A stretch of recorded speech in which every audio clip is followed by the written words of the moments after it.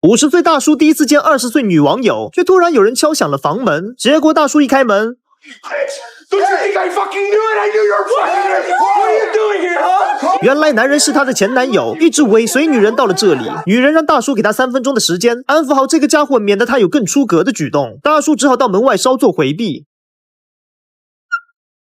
You figured it out. You're natural, right? You were quick. You stay cool. You improvise. That's what we do.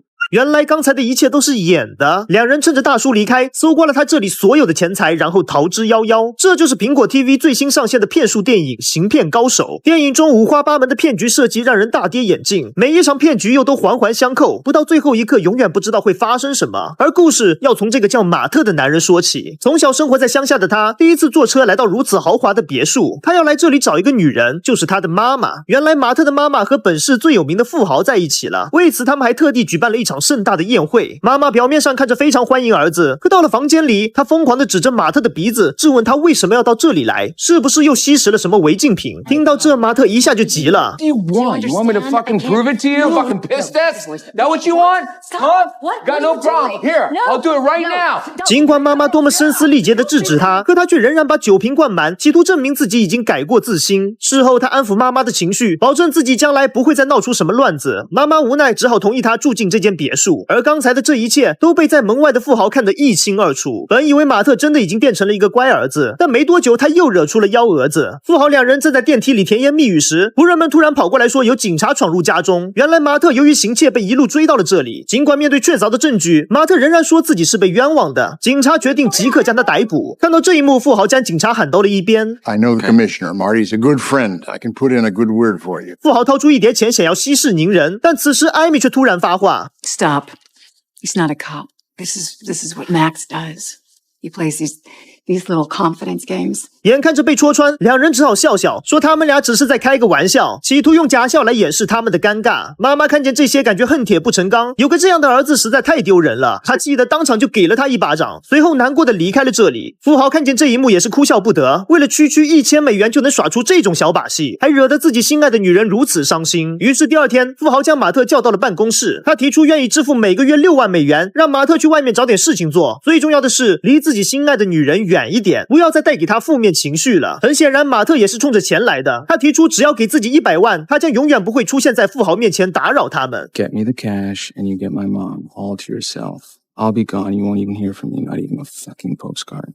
富豪听完后，毫不犹豫的就支付了这笔现金，但他绝对想象不到，艾米回到马特的房间后，突然1秒钟变脸，温柔的贴了上去。没错，他们实际上是一对骗子情侣，之前发生的一切都是他们一起合作演出的一场好戏。这下100万美金到手，两人来到酒馆疯狂庆祝，并将3万的报酬分给了那个扮演警察的小黑。做完这笔大单子，他们就要金盆洗手了。这笔钱足够两个人富足的过好下半辈子了。回家后，马特收拾好了行李，可此时艾米却突然打来了电话。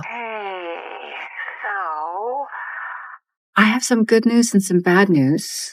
好消息是，所有钱都归马特了。但坏消息是，富豪真的爱上了艾米，并准备想要娶她过门。艾米表示，她也不想余生只是坐在小酒吧里，过着小偷小骗不安稳的日子。话音刚落，门外就有警察敲响了房门。没办法，马特只好赶在警察破门而入之前，拿上那笔钱立刻跑路。而至此，他也正式踏上了这场复仇之旅。1年之后，艾米顺利被富豪娶进家门，然而她却对着镜子嚎啕大哭，因为富豪刚刚死了。她也正是在对着镜子营造出自己悲伤的情绪，跑去外面迎接富豪的遗嘱。在律师的宣读下，艾米获得了富豪90%的遗产，那可是价值整整92亿的资产。反之，富豪留给自己儿子的只有一个信托基金。原来就在不久前，富豪儿子被人非常轻易的就骗走了几十万美元。老爷子也是因为这个不争气的儿子被气得郁郁而终，所以他才选择将自己的资产全都交给了自己的妻子。不仅如此，富豪还将艾米作为了信托基金的受托人。所谓的受托人是一种保险措施，就是在富豪儿子无法继续管理基金时，管理权将会移交给艾米。听完这一切，艾米假惺惺地对着汤姆说，只要是他父亲的房子，他想住多久都可以，不要把他这个后妈当作外人。而等汤姆走后，艾米再也装不下去了，满脑子都是这92亿美元的遗产，直接笑出了猪叫。他拿着这笔花不完的钱，开始疯狂买。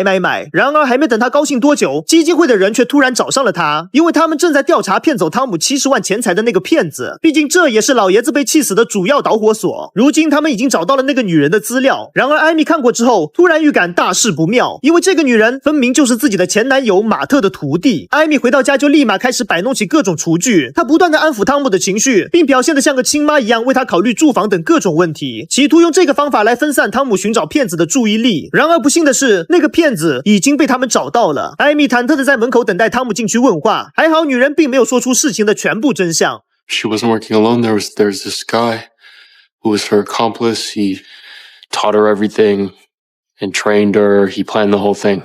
She said that he has some sort of connection to us. 为了不让自己暴露，艾米来到房间里和女人谈判，只要别揭穿自己骗子的身份，她愿意支付一笔巨大的金额给女人，当做她的封口费。但没想到黑妹想要的并不是钱，她只有唯一一个要求，就是再见马特一面。原来这个小徒弟深深的爱上了自己的师傅，所以才甘愿和他一起进行这场骗局。可钱到手之后，师傅却不见踪影，不甘心的黑妹只想要见马特最后一面。艾米非常无奈，没想到分开了那么久，自己的一切还是被那个男人牢牢的抓住。没办法，她只好想办法联系上了马特，和他相约再见最后一面。黑妹一看见这个家伙，就疯了一样的冲了上去。You left me! I waited for days and fucking left me! How could you? You threw me aside like I was fucking trash. 听到这一切，马特并没有作答，黑妹只是想要他的一句道歉，得到的却是这样的态度。此时突然2辆车子赶到，令所有人都没想到的是，基金会的人和汤姆也赶到了这里。这一下可好，艾米的骗局被彻底揭穿。汤姆不停地控诉他们这群骗子不仅骗走了他父亲的遗产，还骗走了自己的感情。此时的他情绪几乎要完全崩溃，他抢走保镖的手枪对准黑妹，打算射死这个毁掉他生活的女人。但是他仔细想了想，真正害他走入现在这样局面的人其实是艾米。汤姆调转枪口对准艾米，决定和他同归于尽。就在这关键时刻，黑妹猛地扑了上去，阻止了悲剧的发生。Tom, no. No. Stay back. Put the gun down. Do it. Tom, no. Hey, Hey, stop. wait.